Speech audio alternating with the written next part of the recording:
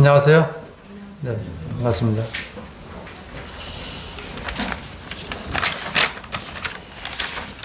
사무엘하 16장입니다.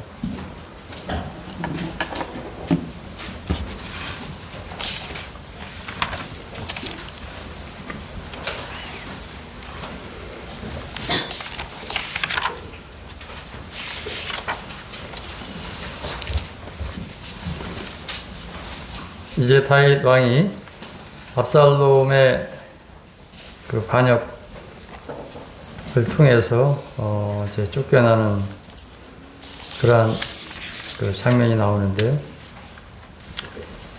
네, 지난번에 이제 그 예루살렘에서 피신한 그러한 다윗의 모습을 통해서 저희들이 교훈을 얻었는데요. 교회가 어려움을 당할 때 우리는 그 자연적인 관계, 뭐 아들과 이제 아들 이런 관계, 가족적인 그런 관계에 우리는 익숙해 있는데 거기보다 우리는 성도로서 형제 자매로서 하나됨 이것이 더 귀하고 가치가 있다 이런 걸 좀 말씀을 드렸고요. 그 다음에 교회를 세우기 위해서 우리는 영적인 전투를 해야 되는데 이러한 일에 그 수관적이 없는 이들이 교회에 대한 어떤 그 지배력을 갖는다면 그것은 결코 바람직한 일이 아니다. 압살롬이 이제 그러한 자였죠. 아들이라는 명분 때문에 자신의 그 가치를 한 번도 입증한 적이 없었는데도 불구하고 그는 이제 아버지와 싸우는 그러한 위치에 서게 됐습니다.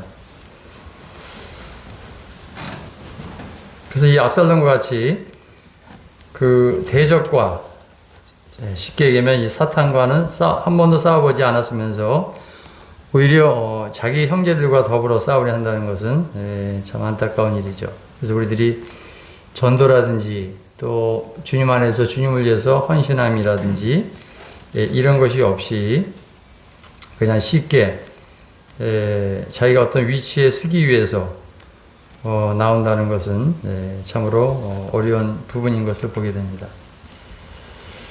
다만 이제 이러한 가정에서도 다윗이 친구가 와서 도움을 줬다는 것입니다.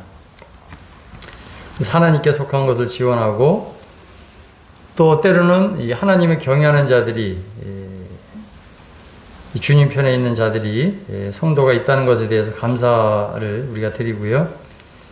그래서 우리의 믿음은 시험을 받을 수 있고 우리의 마음은 때로는 이제 이러한 일을 통해서 마음이 어려울 때가 있는데 주님께서는 저녁에는 울음이 기습할지라도 아침에는 그 기쁨이 오리라 한 것처럼 우리에게 새벽에 햇빛이 비춰줄 것을 말씀하고 있습니다.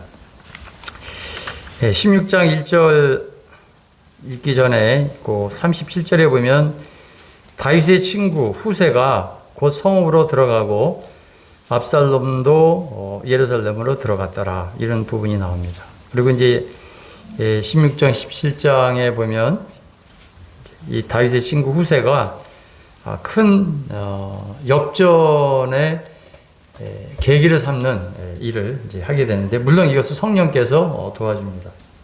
근데 제가 이 말씀을 읽으면서 30절에 있듯이 다윗의 친구 이란 부분이 나오는데요. 이것은 어떻게 보면 친구를 위해서 목숨을 버리면 이에서 더 큰 사랑이 없다 이런 말씀을 주님이 하셨는데 죽음을 각오하고 이제 그 상대방의 진영에 사탄의 소굴에 들어간다는 거 이건 쉬운 일이 아니거든요. 근데 여러분들이 삶 가운데 영적인 이러한 그 다윗의 친구 후세처럼 이러한 친구가 있는가 각자에게 한번 질문해 볼 필요가 있다고 생각이 됩니다. 친구라고 하면 어떻게 보면 주님 안에서 동역자라고 볼 수도 있겠죠. 자, 이게 본문 말씀을 한번 읽어보겠습니다. 그 16장 1절부터 4절까지 어느 형제님이 대신 읽어주시면 감사하겠습니다. 사무엘하 16장 1절부터 14절입니다.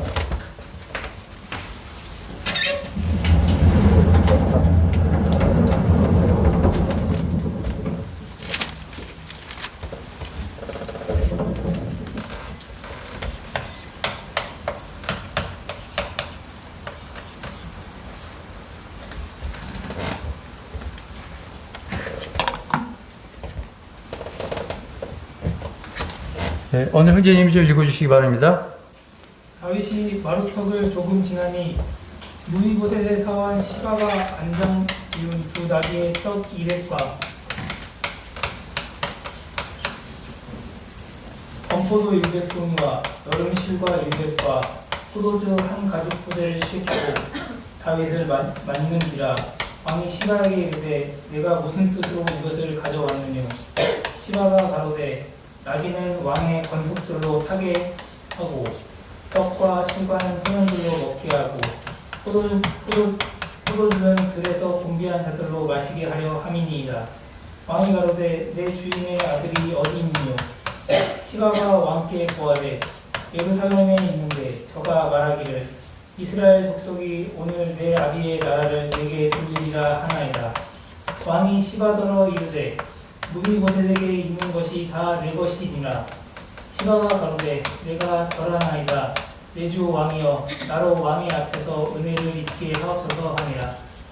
다윗 왕이 바오림에 이르매 거기서 사울의 집 족속 하나가 나오니 게라의 아들이요 이름은 시므이라. 저가 나오면서 연하여 저주하고 또 다윗과 다윗 왕의 모든 신복을 향하여 돌을 던지니 그때 모든 백성과 용사들은 다 왕의 좌우에 있었더라. 시므이가 저주하는 가운데 이와 같이 말하니라. 피를 흘린 자여 피부한 자여 가거라 가거라. 사울의 족속의 모든 피를 여호와께서 내게로 돌리셨도다. 그 대신에 내가 왕이 되었으나 여호와께서 나라를 내 아들 압살롬의 손에 붙이셨도다. 보라 너는 피를 흘린 자인 고로 화를 자치하였느니라. 스루야의 아들 아비새가 왕께 여자오되 이 죽은 개가 어찌 내 주 왕을 저주하리이까. 청컨대 나로 건너가서 저의 머리를 베게 하소서. 왕이 가로되 스루야의 아들들아 내가 너희와 무슨 상관이 있느냐. 저가 저주하는 것은 여호와께서 저에게 다윗을 저주하라 하심이니 내가 어찌 그리하겠느냐. 할 자가 누구겠느냐 하고 또 아비새와 모든 신복에게 이르되 내 몸에서 난 아들도 내 생명을 헤아려 하거든 하물며 이 베냐민 사람이랴. 여호와께서 저에게 명하신 것이니 저로 저주하게 버려두라. 혹시 여호와께서 나의 원통함을 감찰하시리니 오늘날 그 저주가닥에 선으로 내게 갚아 주시리라 하고 다윗과 그 종자들이 길을 갈 때에 시므이는 산 뒷달로 따라가면서 저주하고 저를 향하여 돌을 던지며 티끌을 날리더라. 왕과 그 함께 있는 백성들이 다 분비하여 한 곳에 이르러 거기서 쉬니라. 네, 감사합니다. 여기 이제 두 사람이 나오는데 먼저 이 다윗왕 거절당한 왕을 만나는 장면 1절에 나오는데 그 사람이 시바입니다. 시바는 이제 사울 가문 출신이기 때문에 오히려 이러한 친절함을 나타내는 것은 좀 이상한 하다고 볼 수가 있는데 이제 무비보셋에 대해서 질문을 받자 그는 이제 이 친절함을 이용해서 자신의 이제 이익을 챙기려고 합니다. 여기 이제 16장, 17장 오늘 말씀을 보는데 그 칠판에도 썼지만 이제 어떻게 보면 16장에서는 뇌물이 나오고 17장에서는 이제 선물이 나옵니다. 뇌물과 선물은 차이가 있죠?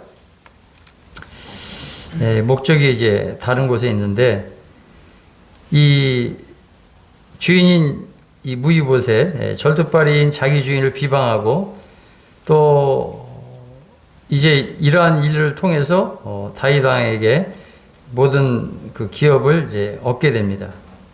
그래서 다윗이 이러한 전후 문맥을 잘 이렇게 들었어야 되는데 그래서 무이보셋에게 있는 것이 다 내 것이다.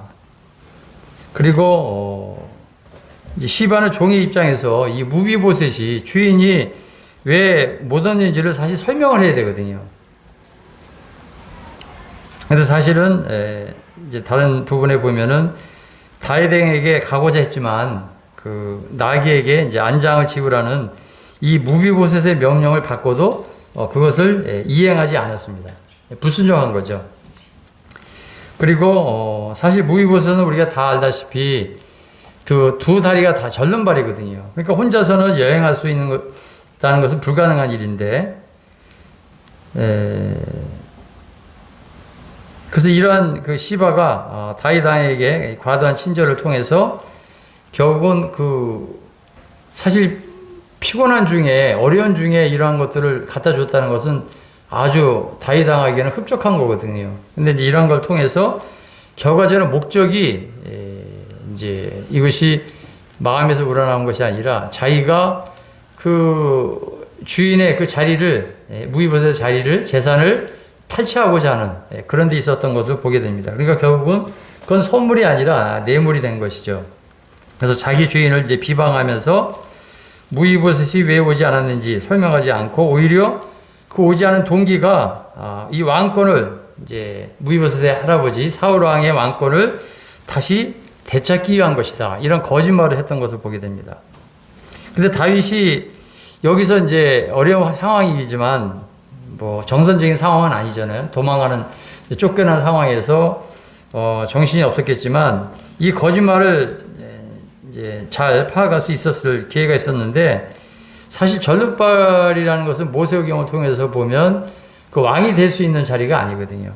그래서 이런 중상모략을 듣고서 이제 자신의 충성된 종의 기업을 박탈하는 그러한 실수를 하게 됩니다. 그래서 이 다윗의 부당하게 행했던 이제 아쉬운 일들이 있는데요. 그래서 결과적으로 다윗은 이제 이후에 나오는 이제 이 시므이의 이 저주, 그거보다 이 시바가 베푼 이러한 그 친절에 대해서 오히려 거기에 이제 속아 넘어감으로 더욱더 해로운 일을 당하는 것을 보게 됩니다. 그래서 한 사람의 운명이 이러한 중상모략에 의해서 참 그 완전히 이제 역전이 되는 거죠. 이러한 것들을 보게 되는데, 그 다음에 이제 두 번째 여기 보신 대로 또 다른 사람이 등장하는데 시바와는 이제 다른 유형의 시므이가 다윗을 만납니다. 그런 이제 이 압살롬의 군대에 들어가 있는 사람은 아닌데 이 다윗 왕 거절받은 왕을 심하게 이제 대적합니다. 그래서 그의 마음 속에는 그 우리가 이제 뭐 우리가 대통령이 있잖아요. 자기 또 존경하는 대통령이 있고 싫어하는 대통령이 있고 뭐 야당 여당이 있는데 여튼간에 그 마음 속에 이 다윗 왕에 대한 좋지 않은 마음이 이제 계속 끓고 있었는데, 그래서 이제 사울 왕을 대체한 이 다윗이 쫓겨나는 그 모습을 볼 때 오히려 이제 악한 마음이 이제 흘러 들어가게 됐습니다. 오히려 피난민인 이제 그 다윗 왕의 그 형편에 대해서 그 필수품을 어떤 필요한 것들을 공급하는 것이 아니라 오히려 돌을 던지고 또 위로 대신에 저주를 하는 것을 보게 됩니다. 그리고 뭐라고 얘기했냐면 지금의 이 고난이 당신이 사울의 나라에서 사울 왕에게서 뿌린 것의 그런 수확물이라고 결과라고 이제 이야기하고 있습니다. 근데 다윗은 놀라운 것은 이런 말을 듣고도 사울이 하지 않습니다. 그래서 하나님의 손에서 자신에게 오는 모든 것을 받으려 했고요. 결과적으로 이 다윗의 어떤 그 신앙이 영성이 진보해 있는 것을 보게 되고, 그리고 하나님의 능력을 소유하고 있음을 보게 됩니다. 사실 얼마든지 할 수 있고 그 부활을 통해서도 그를 제거할 수 있지만 그 힘을 능력을 사용하지 않는 것을 보게 됩니다. 그래서 우리는 이 두 사람, 이 다윗을 찾아온 이 방문자들을 보면서 우리는 어떤 교훈을 받을 수 있는가? 그 첫 번째 찾아왔던 그 시바는 예를 들어서 이제 교회가 어려울 때, 어려움을 당할 때, 우리는 그 전후 문맥이라든지 또 상황을 잘 파악하고 그냥 어떤 단편적인 이야기를 듣는 것이 아니라 충분한 이제 우리가 이야기를 들어야 되는데 상황이 어려우니까 누가 자기한테 무엇을 좋은 말을 해주는 사람, 좋은 걸 갖다 주는 사람의 말을 혹 듣고 그냥 넘어갈 수가 있어요. 그게 우리의 다 단점이잖아요. 약점이기도 하고. 그래서 우리가 이 폭풍과 몰아칠 때 냉정을 유지하고 또 곰곰이 생각해보고 그러한 그 행동이 필요하지 않는가 생각이 됩니다. 그래서 출애굽기 23장 8절에 보면 이런 말씀이 있어요. 뇌물은 밝은 자의 눈을 어둡게 한다. 이런 말씀을 하고 있습니다. 그래서 뭐 우리가 지금 뉴스에 나오는 여러 세상에 돌아가는 것들을 보면 경 그것이 이제 공정하게 됐느냐 아니면 뭐 어떤 힘에 의해서 또 어떤 외부의 어떤 영향, 뇌물에 의해서 됐느냐 뭐 그런 것들 때문에 시시비비에 이런 뉴스가 많이 이제 세상에 돌아다니는 것을 보게 되는데요. 그래서 우리가 어려움을 당할 때, 시련을 통과할 때, 사실 우리들에게 어려움을 주는 것은 이 뇌물을 주게 될 때 이것이 아주 매혹적인 거거든요. 거기에 넘어가기가 쉽게 되는 이제 그런 일들을 우리가 보게 됩니다. 그래서 우리가 교회에 책임 있는 자리에 있는 쉽게 얘기하면 이제 일꾼들은 물론 이제 순수한 마음으로 받고 순수하게 이제 교제를 해야 되지만 그렇지 않은 사람이 전혀 생각하지 못했던 사람들이 하여튼 그러한 무엇을 주게 될 때 그 정상적인 상황은 아니죠. 저희가 뭔가 이거를 우리가 분별해 볼 필요가 있습니다. 그래서 그거를 받게 될 때 받은 거에 대한 책임이 있으니까 먹었으니까 이제 세상적인 얘기입니다만 그러니까 그 사람에 대해서 뭐 자식의 취업 자리를 부탁한다든지 예를 들면요. 그래서 근데 이제 교회 안에서도 그러한데 뭐 우리가 이제 뭐 주일학교 학생회 청년회 뭐 여러 가지가 있습니다. 이런 부분에 있어서 그냥 이렇게 하도록 한다든지 그런 것들은 별로 바람직한 게 아니죠. 그래서 우리가 교회가 이제 감사한 거는 그래서 장로들이 있는 거예요. 복수들이 있는 거예요. 그래서 한 사람이 자기 의견을 가지고 주장해서 그걸 하는 것이 아니라 같이 의논해보고 분별해보고 그 사람에 대해서 우리가 세상에서도 뭐 검증하는 것처럼 더 철저하게 우리가 지나온 걸로 보면 영성이 어떤지 인격이 어떤지 교회 장례를 보고 이제 결정을 하는 거죠. 그래서 우리는 다윗과 같이 이러한 실수를 하게 됩니다. 그래서 그 말이 참된지를 입증을 해야 되겠고, 그래서 때로는 이제 교회가 어려움을 당하는 것이 우리의 목표는 항상 평안에 매는 줄로 성령의 하나 되게 하신 것을 힘써 지키는 것입니다. 그래서 장로에 대한 송사는 증인이 없이는 두세 사람의 증인이 없이는 받지 말라는 거예요. 사탄은 꼭 이제 물론 교회의 머리는 예수님입니다만 앞서서 일하는 분들의 분란을 일으켜가지고 어떤 것을 개입을 시켜가지고 그 사람들의 관계를 이제 깨어버리는 그래서 이제 어려움을 당해서 교회가 이렇게 나누게 되고 신천지의 계략이 그런 것들이잖아요.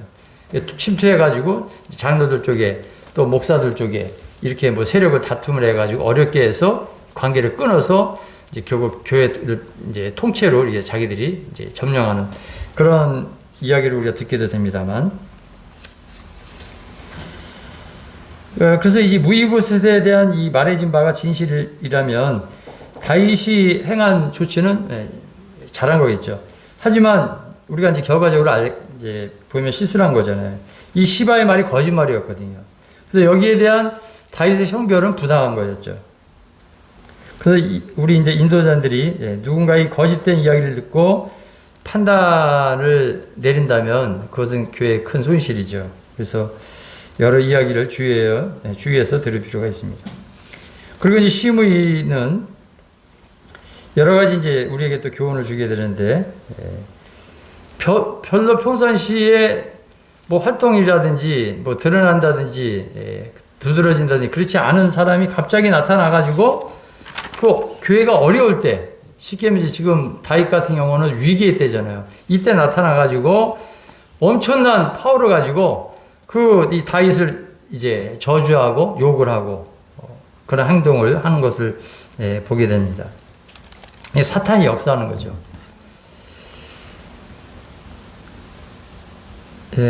그래서 오늘날 이제 일꾼들에 대해서 이렇게 갑자기 이제 상황이 어려울 때 일꾼들에 대해서 이제 이렇게 어려움을 준다든지. 그래서 고린도 교회에서도 이제 그러한 모습이 나타났습니다. 고린도전서 11장 19절에 보면은 이런 말씀이 있어요. 너희 중에 편당이 있어야 너희 중에 옳다 인정함을 받은 자들이 나타나게 되리라. 그래서 어떻게 보면은 주님께서 그런 일을 하게 하는 거예요. 무엇이 옳은지를 알게 하기 위해서. 하지만 그 다윗 왕 입장에서 이 심의의 폭언을 듣는 것은 사실 고통스러운 일이었습니다. 또 모임 안에서도 성도들의 존경을 받아온 이들이 이러한 비난을 참는 것은 견디기가 쉬운 일이 아닙니다. 그리고 아무 잘못이 없는데 이 악하다고 고소를 당하는 일, 이런 일들이 있습니다.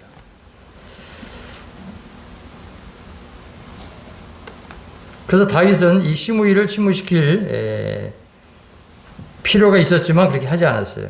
그리고 오히려 그 부하가 아비새가 다윗 왕에게 그냥 명령만 하면 내가 가서 저를 이 시므이를 죽이겠다 그렇게 했는데 다윗은 그렇게 하지 못하도록 했습니다. 참 놀라운 말씀인데, 그리고 우리들은 사실 누가 나에게 대해서 얘기하게 되면 그걸 방어하려고 그러고 그것을 변명하려고 그러고 그것에 대해서 자꾸 이렇게 설명하려고 그러고 거기에 대한 이유를 자꾸 끄집어내 가지고 누구 때문에 자기의 그 잘못을 대해서는 얘기하지 않고 다른 사람을 이렇게 이제 이용해 가지고 하려고 하는 경향이 있는데, 이 다윗은 자신을 방어하려고 하지 않았습니다. 그리고 그 사람이 욕을 하면 욕을 하도록 그렇게 내버려뒀어요. 이것은 이제 그 어떤 인간으로서도 성숙된 아주 그죠? 그리스도인으로서도 경험이 있고 또 주님을 의지하는 신뢰하는 이러한 일꾼들의 이런 모습을 볼 수도 있고, 또 모임에는 또 겸손하신 분들이 있어요. 온유하신 분들이 있어요. 그런 걸 바꿔도 그냥 이렇게 겸허하게 아주 유연하게 이렇게 넘어가는 이런 분들도 있는데 참 훌륭한 분들이죠. 그래서 이러한 일을 당했을 때 하나님께서 왜 이런 일이 이루어지게 했을까? 도저히 이해할 수가 없는 것이거든요. 그래서 그 앞에 모세가 사실 이스라엘 백성들을 데리고 출애굽을 할 때 몇 번씩이나 그 대적을 하고 어려움을 당했지만 그때마다 모세가 하는 일은 그냥 엎드렸거든요. 기도했거든요. 그런 게 이제 사실은 우리가 존경하고 그런 말씀이 있지만 막상 그것이 나한테 닥쳐왔을 때, 각자 우리 자매님들 또 각자 우리 형제님들에게 그것이 닥쳐왔을 때 사실 당황이 되고 이걸 어떻게 해야 되고 마음에 막 이렇게 분이 나고 화가 나고 이에는 이, 눈에는 눈, 뭐 이렇게 하고 싶은 게 막 나타나는 거죠. 그리고 온갖 수단과 방법을 다 동원해서 그 사람을 어떻게 더 그냥 아주 그 사람이 했던 거 그 이상으로 하려고 하는 그런 마음이 있는 것을 보게 됩니다. 그런데 이제 힘이라는 것은 능력이 있다는 것은 아까 말씀드린 대로 그 힘이 있음에도 불구하고 그것을 사용하지 않는 거죠.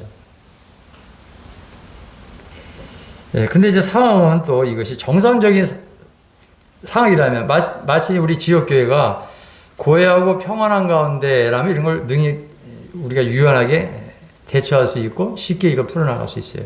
근데 교회가 어려울 때, 또 우리가 지금 오늘날 이제 코로나로 잘 모이지 못하고 또 힘들고 또 예배당 공사도 하고 또 어떤 성도님은 또 육체가 연약해서 투병 생활을 하게 될 때 이런 것들이 순조롭게 앞에 일하는 일꾼들이 모여서 이걸 어떻게 대처하고 이런 게 하기가 어려운 상황인 경우에는 사실 난감합니다.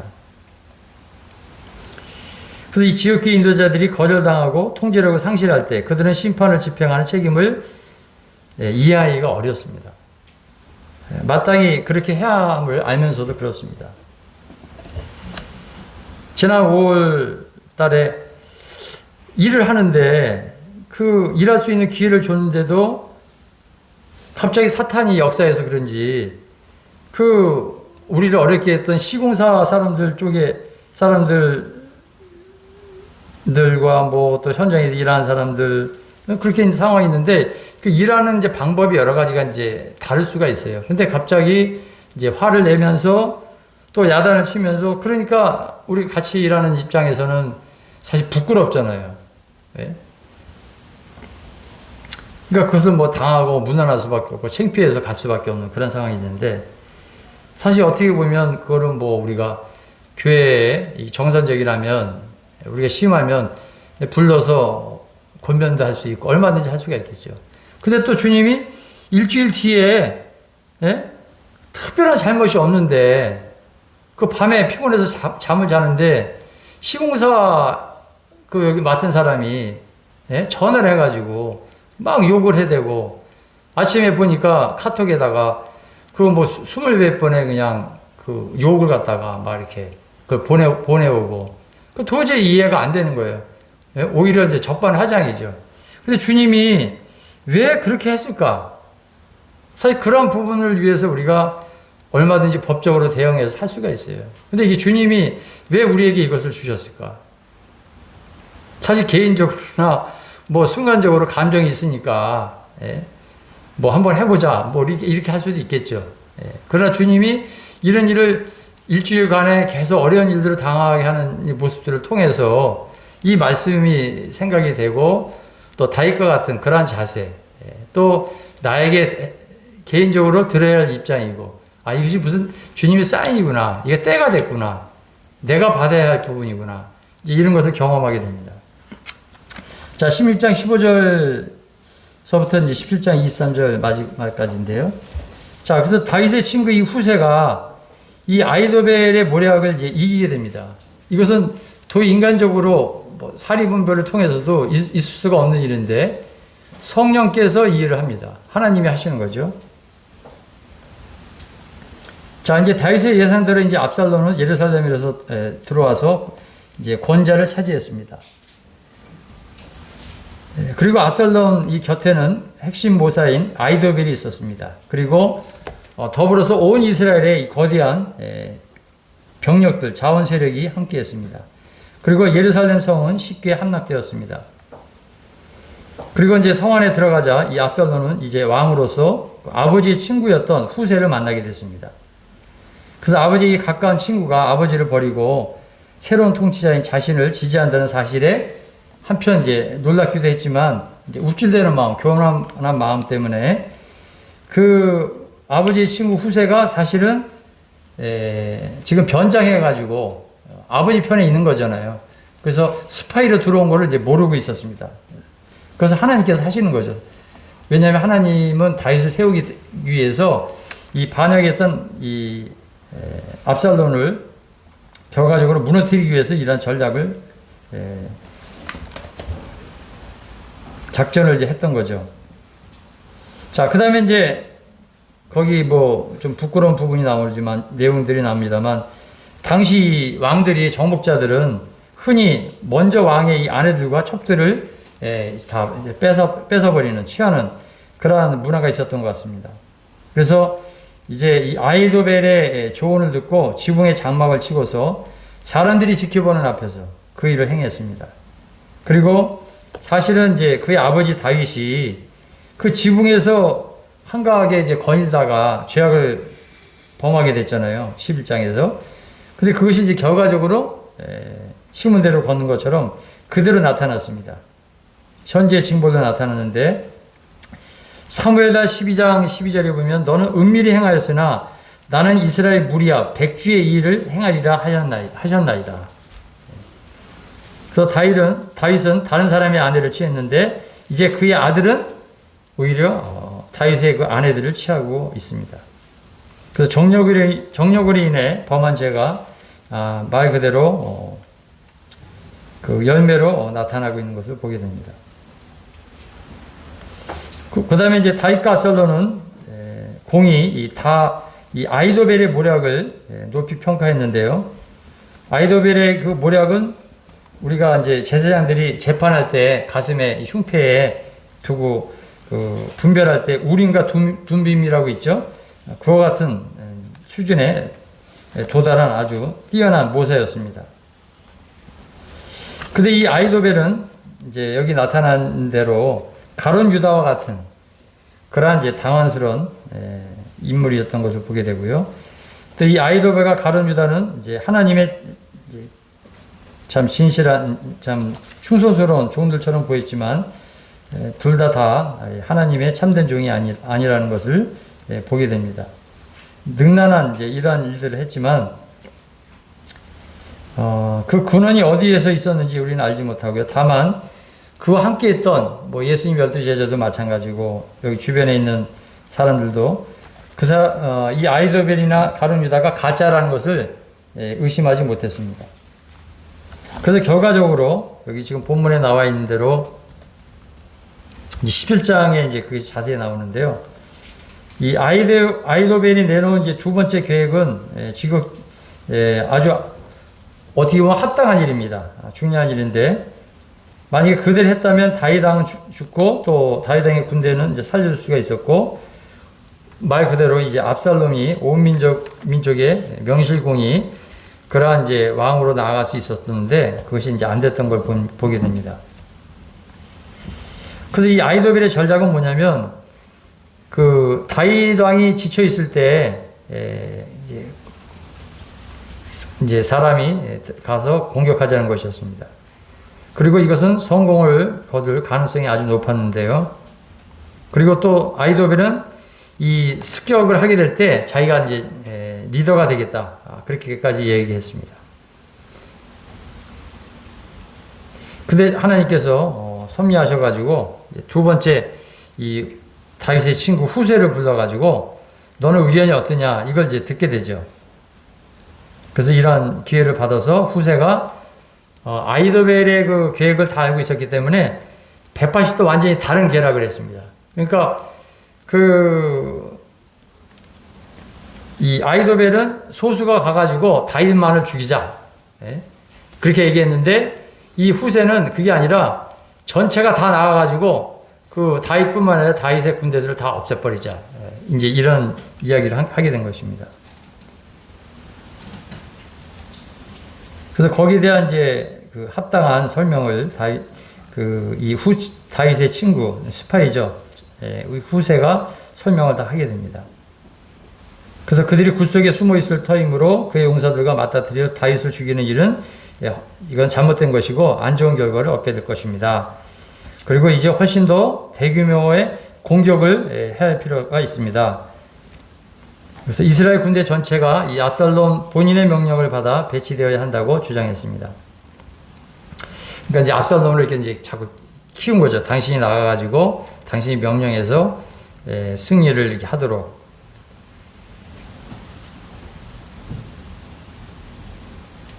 그래서 이러한 모략으로 실행하게 될 때 찾아올 성공은 아주 놀랍게 묘사를 하게 됩니다.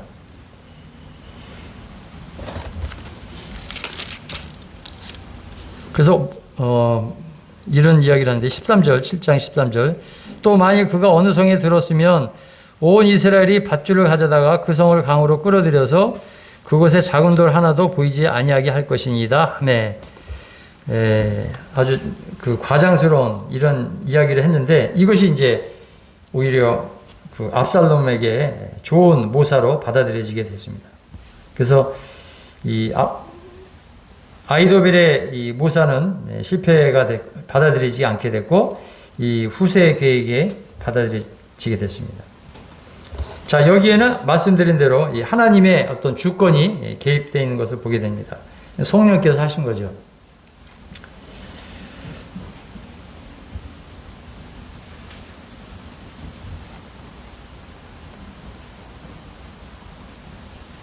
자, 그 다음에 이제 이러한 소식들을 이제 빨리 이제 다윗의 편에다가 이 소식을 알려줘야 되거든요. 그래서 이제 아주 영화의 한 장면 같이 극적인 이런 장면들이 나오는데 그 다윗에게 이런 소식을 가지 못하도록 철저히 차단했는데도 불구하고 하나님께서 또 미리 이렇게 숨어놓은 첩자들을 제사장의 아들들을 도와가지고 그 소식을 아주 그냥 우여곡절 끝에 다윗 왕에게 전달되는 그러한 일들이 이제 벌어지게 됩니다. 아주 아슬아슬한 그런 장면들이 나오는데 그게 이제 이후에 15절 이후에 그런 내용들이 나오게 되는 것을 보게 되고요. 14절을 한번 읽어보겠습니다. 압살롬과 온 이스라엘 사람들이 이르되 아렉 사람 후세의 계략은 아히도벨의 계략보다 낫다 하니 이는 여호와께서 압살롬에게 화를 내리려 하사 아히도벨의 좋은 계략을 물리치라고 명령하셨음이더라.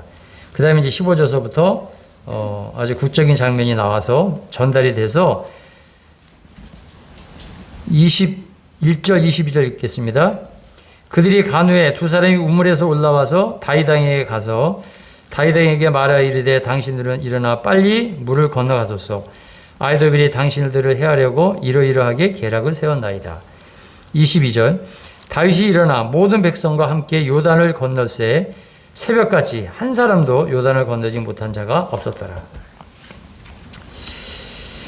우리가 주님 오시면 우리 그리스도인들이 참 공중에서 주님을 만나는 이런 소망이 있죠. 휴거가 있는 것처럼 이제 이 요단강을 한 사람도 빠짐없이 다 건너게 됐습니다.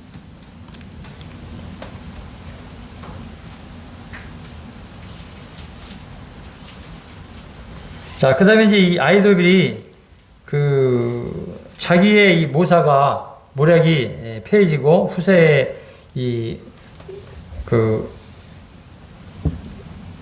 계획을 채택한 압살롬에 대해서 이제 화를 내면서 마음에 이제 자존심에 이제 상처를 입게 된 거죠. 그래서 화를 내면서 그는 다시 고향으로 돌아가게 됩니다. 그리고 이러한 실망과 분노 가운데 그는 이제 그 집 주변에 집에 와서 이제 정리를 하고 스스로 목숨을 끊습니다.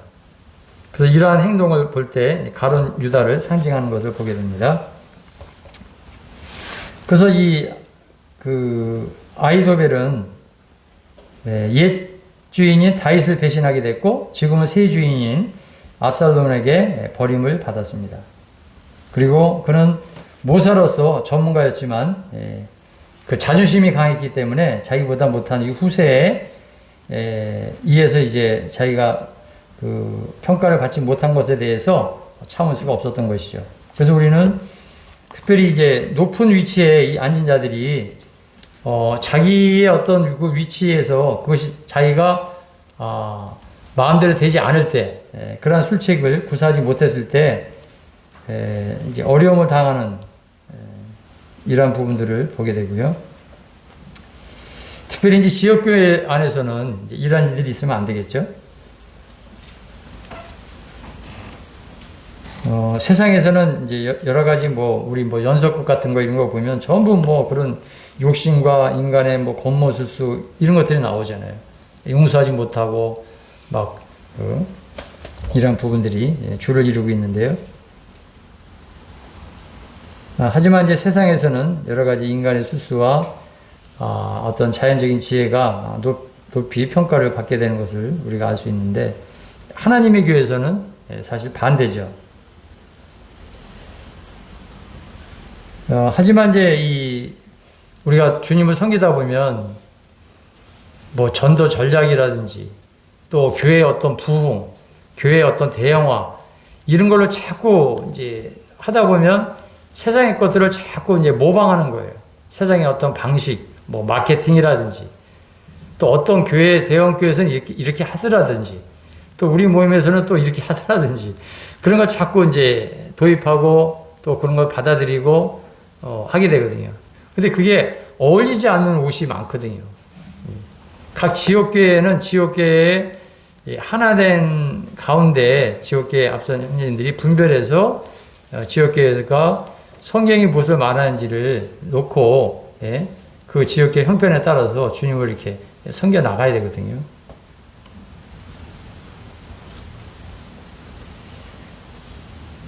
자, 하지만 이제 이 사람들이 어떤 계략을 구사하든 하나님께서는 그것을 주관한다는 것입니다.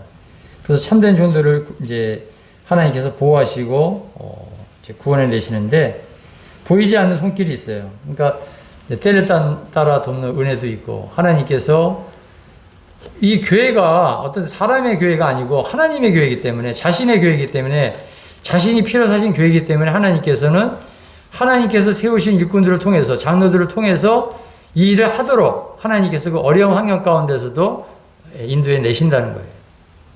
옳고 그름을 알게 하시는 거죠.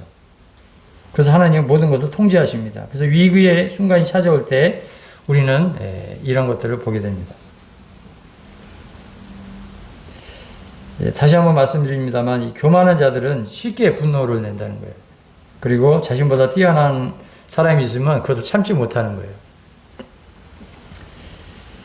자, 그래서 이제 압살롬과 그의 모사 이 아히도벨은 우리가 이제 압살롬 이후에 이제 그 도망가다가 목이 이렇게 걸려가지고 그 요압이 가서 창으로 찔러 죽이잖아요. 근데 결과적으로 이제 이 목이 매어가지고 이제 죽음을 당하는데 이 압살롬과 아히도벨이 다 똑같이 목매어서 생을 마감했습니다.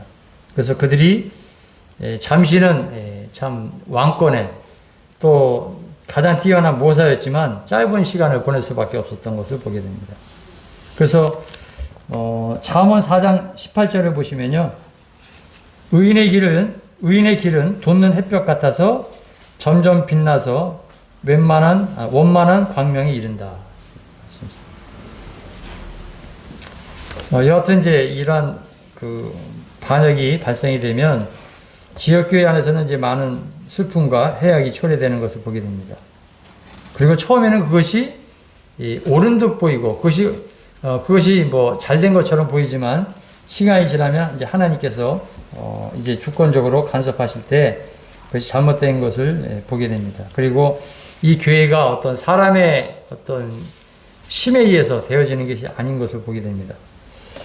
여기 우리 본문에다가 손을 드시고요. 잘 아시는 말씀인데 고린도전서 3장 17절입니다.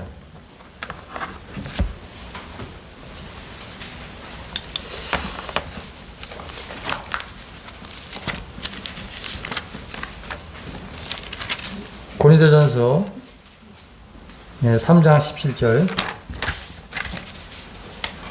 다 같이 읽겠습니다.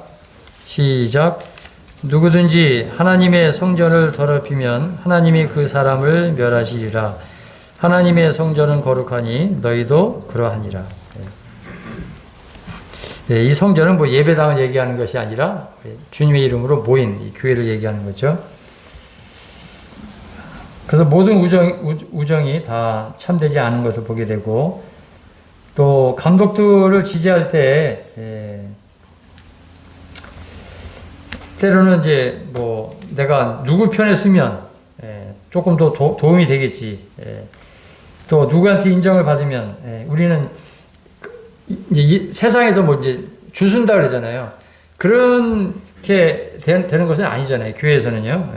그래서 누구 편에 누구 쪽에 이제 인정을 받아가지고 내가 이제 또 내 자녀가 어떤 뭐 위치에서 이제 주님을 섬길 수 있도록 그렇게 해야 된다든지 그렇게 하면 안 되잖아요. 근데 세상에서는 뭐예요? 그 줄을 잘 쓰기 위해서 쉽게 얘기하면 돈과 명예를 위해서 내가 누구한테 줄을 쓸 것인가. 뭐 정치 세계에서는 뭐 우리가 많은 것을 볼 수 있습니다만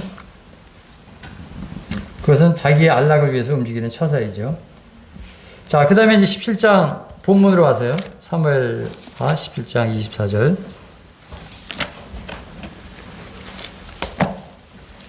자, 16장에서는 이제 뇌물이 나왔지만 여기 이제 선물이 나오는데 17장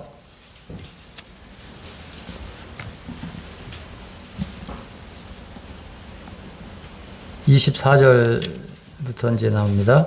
이에 다윗은 마하나임에 이르고 압살롬은 모든 이스라엘 사람과 함께 요단을 건너니라. 27절. 다윗이 마하나임에 이르렀을 때 암몬 족속에게 속한 랍바 사람 나하스의 아들 소비와 로데발 사람 암멜의 아들 마길과 로골림 길앗 사람 바르실레가 침상과 대야와 질그릇과 밀과 보리와 밀가루와 볶은 곡식과 콩과 팥과 볶은 녹두와 꿀과 버터와 양과 치즈를 가져다가 다윗과 그와 함께한 백성에게 먹게 하였으니 이는 그들 생각에 백성이 들에서 희장하고 곤하고 목마르겠다 함이더라. 우리는 이제 16장 앞에서 시바가 이러한 것들을 가지고 뭐 약간의 차이는 있습니다만 가지고 나왔지만 목적이 이제 자기가 높은데 위치에 서기 위해서 쉽게 부와 명예를 위해서 했던 그 뇌물을 보게 되면 여기 지금 마지막 부분에서는 지금 다윗의 사람들과 함께 참 그 아들로부터 쫓겨나가지고 어려운 피난길에 참 위로가 되는 참 놀라운 선물을 가지고 온 이 사람들로부터 이렇게 사랑을 받는 모습으로 이제 끝나는 것을 보게 되는데요. 이 마하나임이라는 것은 하나님의 군대라는 뜻입니다. 그래서 이제 압살롬은 이제 군대를 모아서 요단강을 건너 다윗 군대와 이제 맞서려고 했는데 여기 이제 세 사람이 나옵니다. 소비와 마길과 바르실레.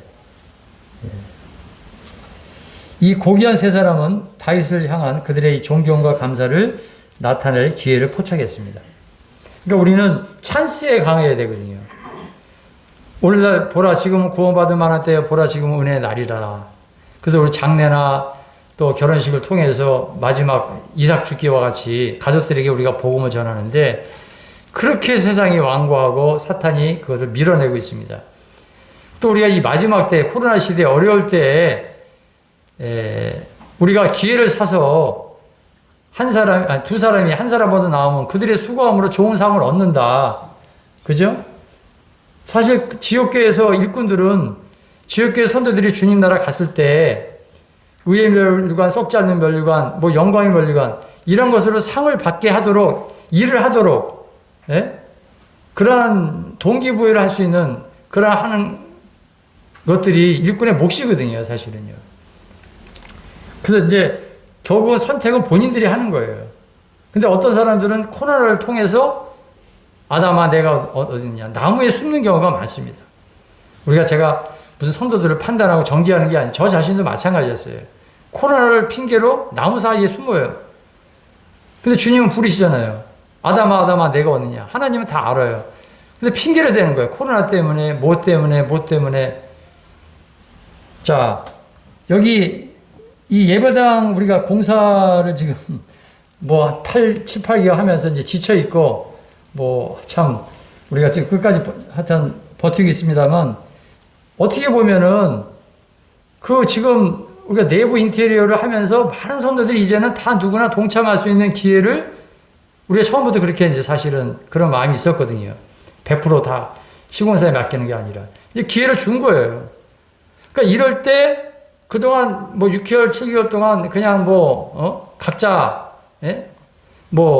그 나무에 숨었는지는 모르지만 각자 또 최선을 다하고 열심히 희종이가 하신 분도 있지만 어떻든 간에 그렇지 못한 성도님들은 지금 좋은 기회거든요.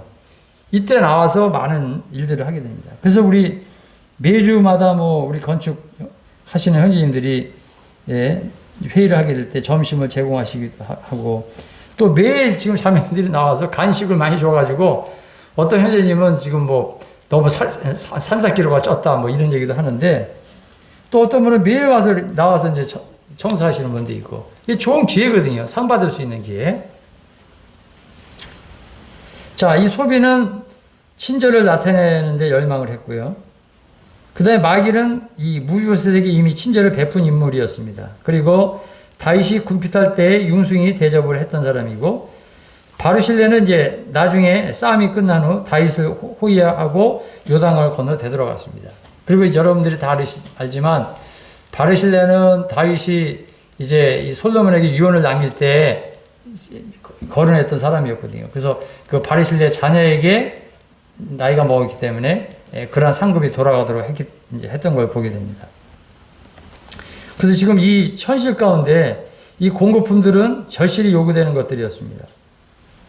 그리고 그들이 베푼 사려 깊은 이 환대를 우리에게 보여주고 있는데요. 그래서 다윗의 사람들이 처한 상태를 생각하고 자신들이 가진 능력, 뭐 가부는 두렙돈으로 주님 앞에 드렸겠죠.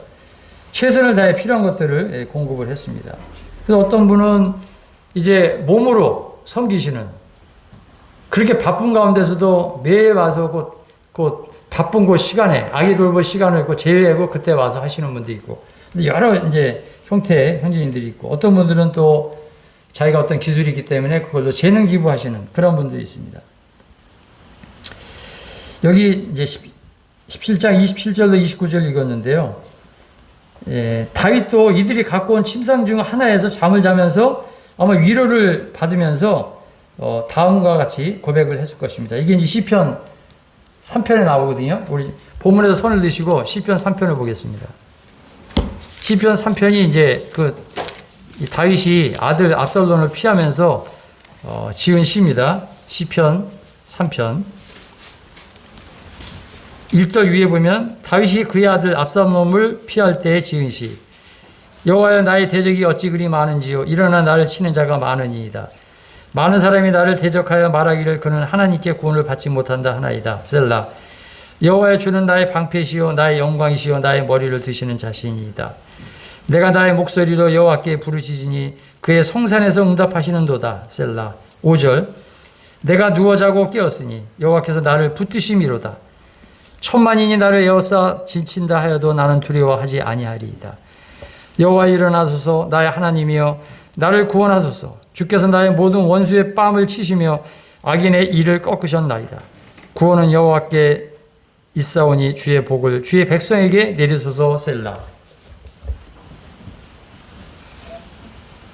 인생의 가장 어두운 날을 보낼 때 우리에게 주어지는 이 위로는 절대로 부족하지 않습니다. 오히려 다윗은 전혀 예상하지 못했던 여기 지금 시판에도 제가 썼습니다만 소비, 마길, 바르실레 이 낯선 사람들이 자신에게 아낌없이 이러한 베푸는 경험 전혀 기대하지 않았던 사람들로부터 오히려 자기는 자기 자신의 아들로부터 자기의 목숨을 누리는 그것과 너무 대조적인 그런 상황이었거든요. 그리고 거절당하는 슬픔을 느낄 때, 그 왕의 자리에서 쫓겨날 때, 자기의 그 예루살렘에 떠나게 될 때, 뭐 개인적인 얘기입니다만, 지금 6개월, 지금 5개월 됐는데, 이제 여기 뭐 한 20년 살던 집에서 벗어났을 때, 어떤 성도는 여기 이제 침상, 다윗이 내가 누워 자고 깨었으니 여호와께서 나를 붙드십니다. 이런 말씀 했는데, 그 집을 빌려주시고, 또 식사를 대접해 주시고, 선물을 주시고, 또 어떤 성도는 따뜻한 위로의 말씀도 주시고, 그리고 여기 보니까 뭐 팥과 볶은 독두와 꿀과 버터와 양과 치즈, 뭐 이런 게 쭉 나옵니다. 참 주님 앞에 너무 과분한, 그동안 여기 주님을 섬기면서 과분한 걸 너무 많이 받고 있고, 자, 주체할 수 없는 사랑을 받고 이제 있는 그런 사람인데, 염치도 없습니다만, 주님이 그러한 과정을 통해서 이게 지금 계속 늘어나거든요, 공사가. 그러니까 한 번 이사할 거로 지금 이제 3번 이사해야 하는 입장인데, 그럴 때마다 주님이 때마다 기대하지 않았던 이러한 그 침상을 주신 것에 대해서 감사를 드리게 됩니다. 그리고 교회가 분열될 때, 모든 것이 혼란스러울 때 다윗처럼 누워 잠을 자기는 쉬운 일이 아니죠. 그런데 다윗의 잠은 여기 시편 3편의 고백을 통해서 보면, 내가 누워 자고 깨었으니 여호와께서 나를 붙드십니다. 아마 이 바르실레나 이 사람들이 갖다 준 침상을 통해서 주님 앞에 아마 감사가 넘쳤을 거예요. 작은 부분이지만 편안한 잠자리. 근데 믿음이 없어서 이 불면증이 오는 거예요. 그 공사를 하면서 이제 많은 뭐 어떤 복잡하고 뭐 위험하고 뭐 여러 가지 이제 지나가게 되는데 이 믿음이 없는 거예요. 너희 염려를 다 주께 맡기라. 이는 그가 너를 돌보심이라. 이런 말씀. 너는 내게 부르시리라. 뭐 여러 가지 이제 하나님 말씀을 가지고 붙잡고 하지만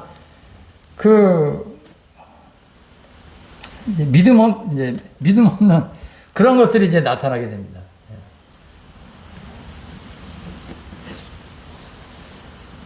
그래서 자기 백성이 이 가장 어두운 날을 보낼 때 저희들이 코로나라는 참 어려운 일을 이제 보내게 되고 또 거기다가 예배당 공사를 하게 되고 주님은 이럴 때 우리에게 격려를 해주시는 것을 보게 됩니다. 그 다음에 우리 주님도 거절당할 때 베다니에서 식사를 공급을 받았습니다. 코로나 시대에 그 가정에서 초청해가지고 식사를 대접한다는 건 쉬운 일이 아니거든요. 요즘은 다 맞벌이 부부하죠. 바쁜 시대죠. 그러니까 옛날처럼 성도들을 초청하고 뭐 성도들이 가서 식사하고 이런 게 쉬운 게 아니거든요. 왜냐하면 또 4사람 이상 모일 수가 없잖아요. 하고 싶어도 못 하는 거예요. 바울이 이제 디도를 방문했을 때 고린도전서 7장 6절을 보겠습니다. 고린도전서 7장 6절. 고린도전서 7장 6절.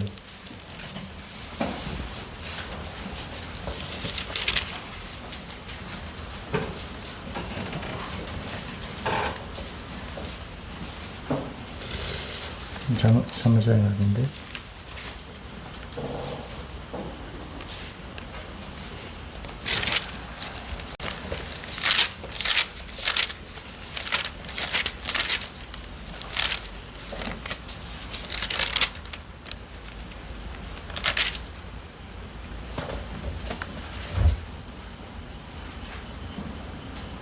제가 장절을 잘못 찾았습니다. 이런 말씀이 있어요. 그러나 비천한 자들을 위로하시는 하나님이 디도의 옴으로 우리를 위로하셨다. 이런 말씀이 있습니다. 그 공사 기간 동안에 의정부 동부라든지 또 서인천 교회에서 오셔서 다가를 갖고 오시고 뿐만 아니라 그게 목적이 아니라 기도하러 이제 방문하셨습니다. 그래서 함께 기도해 주시고 그게 이제 아무것도 아니지만 그 디도가 옴으로 그 비천한 자들을 이제 위로하셨다 하는 것처럼 위로가 됐던 그 우리 건축하는 형제님들이 또 우리 일산교회가 위로가 됐던 것을 보게 됩니다. 그래서 이제 우리가 현재 처한 위치 또 각 성도들이 각각 지금 받고 있는 고난이나 고통이 있을 거예요. 우리가 다 알지 못하잖아요. 또 특별히 육체적으로 고통하시는 형제님이 계시는데 이럴 때 전혀 생각하지 못했던 전혀 기대도 안 했던 그런 성도가 와서 어떤 선물을 주고 한다든지 또 전화를 해가지고 위로의 말씀을 한다든지 이런 게 우리에게 큰 기쁨이 되는 것을 보게 됩니다. 그래서 이러한 일들을 이제 경험할 수 있는 것은 여기 앞에 골로새 1장 24절 말씀도 있지만은 그 고난이라는 그 과목을 이수하게 될 때, 고난이라는 물을 통과하게 될 때, 그것을 우리가 맛볼 수 있다는 거예요. 근데 고난이 없으면 영광이 없다 그랬고, 여기 말씀 있는 대로 그리스도의 남은 고난을 그의 몸된 교를 위해서 내 육체에 채운다 그랬는데, 육체는 피곤하지만, 참 곤비하지만, 이러한 과정을 통해서 주님 앞에 우리들이 몸으로 섬길 수 있는 좋은 기회가 아닌가 생각이 듭니다. 이상으로 말씀을 마치도록 하겠습니다. 감사합니다.